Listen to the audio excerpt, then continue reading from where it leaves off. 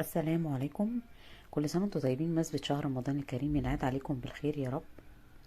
النهاردة هنعمل فطار أول يوم رمضان، هيبقى بريحة الزمن الجميل، طعم وريحة وشكل، حاجة كده جامدة قوي.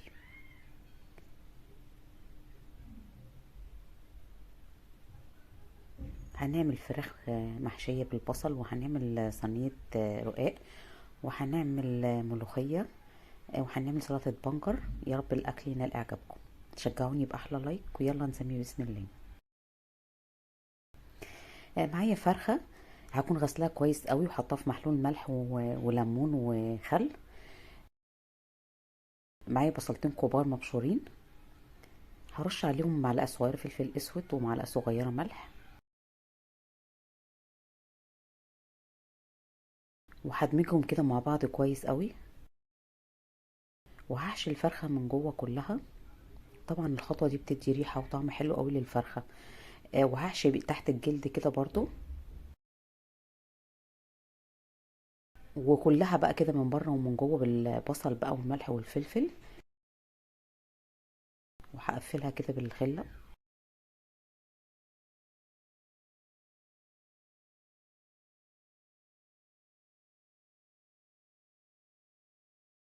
هركنها كده ساعتين في التتبيله دي.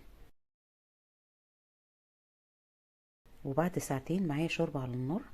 هضيف ورق لورا وحبهان ومستكه وقرنفل وملح، بصلتين صغيرين، جزرة وطماطمية متقطعين مكعبات. أول ما تبتدي تغلي هنزل بالفرخة وهغطي عليها على طول.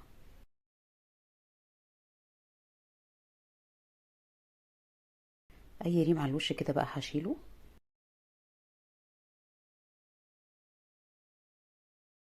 هجهز في صينية أو بايركس بصل وطماطم متقطع شرائح. هحط الفرخة عليه ومعايا الخليط دوت طماطم ضربها في الخلاط مع فصين توم سبكتهم على النار وحطيت عليهم زعتر وفلفل اسود. وحبة كزبرة ناشفة بيدوا طعم حلو قوي للفرخة واللون حلو قوي. هدهن الفرخه كلها كده واشغل الفرن والشوايه تاخد طعم الفرن كده وتاخد لون من الشوايه، مش تاخد معايا وقت يعني، وهطلعها على طول. جربوها هتعجبكم قوي. هنعمل المحشي. هحط معلقتين كبار من الزيت ومعلقتين كبار من الزبده، معاهم بصلتين كبار متقطعين صغير قوي، واقلب بقى كده. اول ما تبتدي تدبل هنزل عليها بمعلقه صغير فلفل اسود ومعلقه صغيره ملح، واقلب بقى كده. هضيف معلقه كبيره من الثوم المفروم. الثوم بيدي طعم حلو قوي للمحشي. انا عايزاكم تجربوا الخلطه دي هتعجبكم قوي.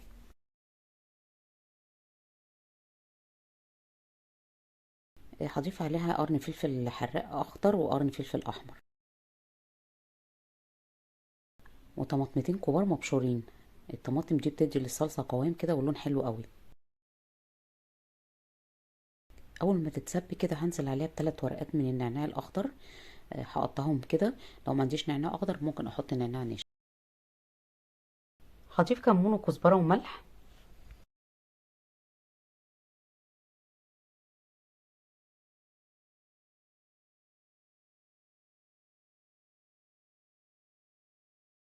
مكعب مرق. اول ما تتسبك هنزل عليها بالصلصه كده وهغطيها واسيبها تتسبك.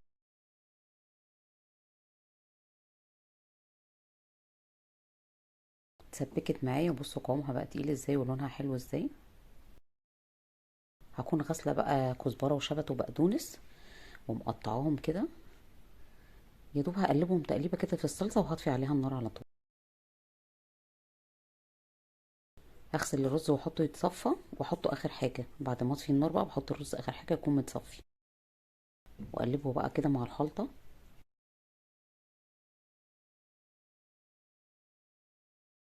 هجيب بقى صينيه او حله حسب ما هعمل الحاجه اللي هعمل فيها.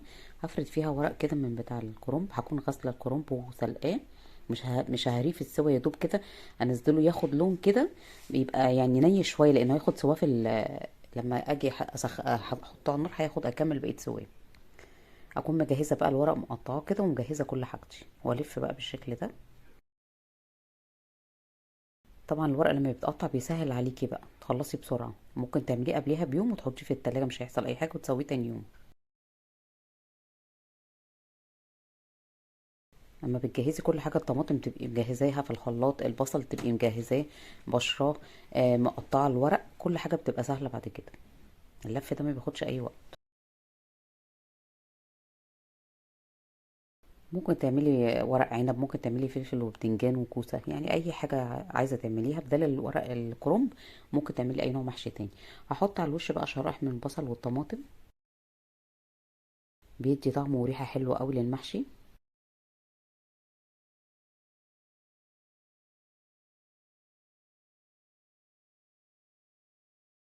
كده خلصنا المحشي، هرفعه على النار وهسقيه بالشوربه. الشوربه بتبقى سخنه عندي بتغلي. هحط الشوربه لحد اخر صبع في الحله يعني. اغطي بيها المحشي كده بسيط، مش هعومها بقى كده، لا هغطي المحشي يدوب كده.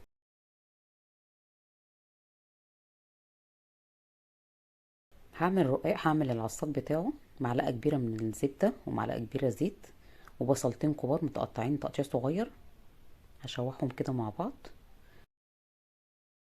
معلقه صغيره فلفل اسود، معلقه صغيره ملح،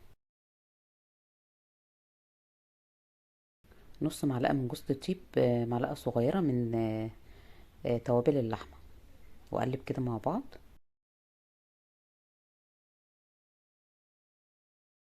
هضيف عليهم مكعب مرق، بيدي طعم حلو قوي للحشوه.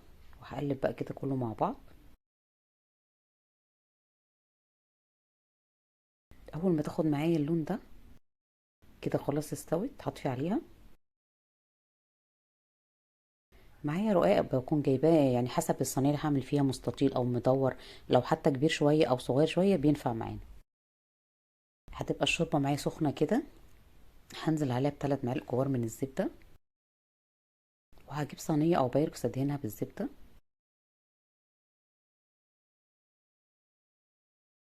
هشرب كده الورق بتاع الرقاق كده من ناحيتين بسيط كده. الخليط ده طبعا بيدي طعم حلو قوي للرقاق، وبيخليه مورق كده وجميل.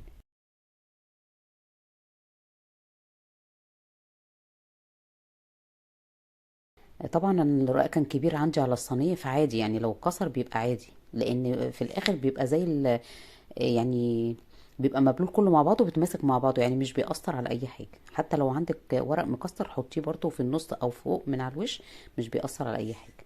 في الاخر هتطلع معانا زي الفل. هحط نص الورق، وانا جايبه نص كيلو وعامله ربع كيلو لحمه، واحط عليه اللحمه، يعني ربع كيلو مناسب قوي لنص كيلو الرقاق. وهعمل بقيه الورق بالشكل ده برضو، هشربه بالخليط بتاع السمنه والشوربه.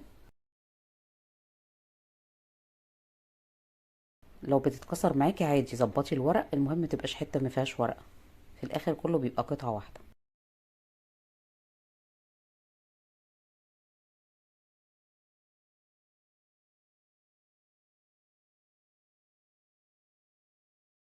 كده خلصت. هجيب بقى معلقتين كبار من الزبادي، هدوبهم كويس قوي. طبعا انا يعني عاملاه طري للناس اللي بتحبه طري ومورق في نفس الوقت، وليه طعم حلو قوي.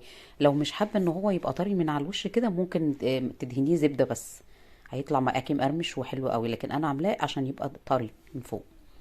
غسلت الملوخيه وخرطتها، ولما نشفت خرطتها بالشكل ده.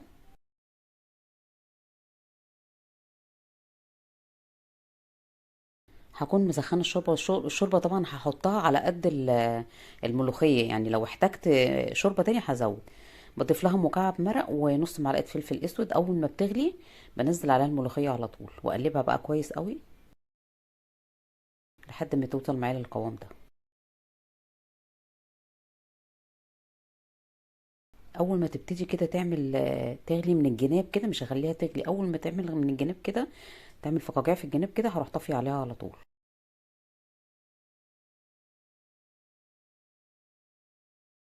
هعمل الطشه معايا معلقتين زبده كبار، هضيف عليهم معلقه كبيره من الثوم، اكون فرماه فرم ناعم، ومعلقه صغيره من الكزبره الناشفه. اول ما تاخد اللون الدهبي هنزل بيها على الملوخيه، وهسيب حبه من الطشه. يعني الخطوه دي لو مش حابين تعملوها، يعني عايزاكم تجربوها يعني. انا هحط طماطمايه مع الملوخيه في الاخر كده، بقطعها مكعبات كده وابقى مقشراها واسبكها، بحطها بعد ما احط الطشه، بتدي طعم حلو قوي للملوخيه، بتنقلها نقله تانية. ولا هتبقى بقى ملوخيه بالصلصه، ولا هتبقى خضره زي ما هي. بصوا، يعني طماطمايه واحده بتدي طعم حلو قوي، عايزاكم تجربوها، طعمها بيبقى تحفه. الملوخيه بتفضل خضره زي ما هي لحد ما تخلص.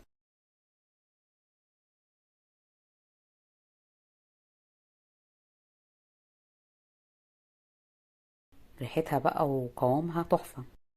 هنعمل سلطة بنجر. معايا بصلة كبيرة متقطعة جوانح، معايا معلقتين كبار بقدونس مفروم، رشة من الزيت، رشة من الليمون، عصير الليمون، ورشة من الخل. هحط رشة كده من الملح، ورشة من الفلفل الأسود، نص معلقة صغيرة من الثوم.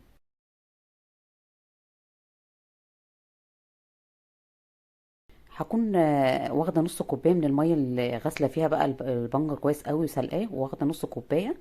هحطها كده مع اخلطها كده مع المكونات دي كلها. اكون سلقة البنجر ومقشراه وغسلاه كويس قوي، وهقطعه بقى شرائح، هقطعه مكعبات زي ما تحبي.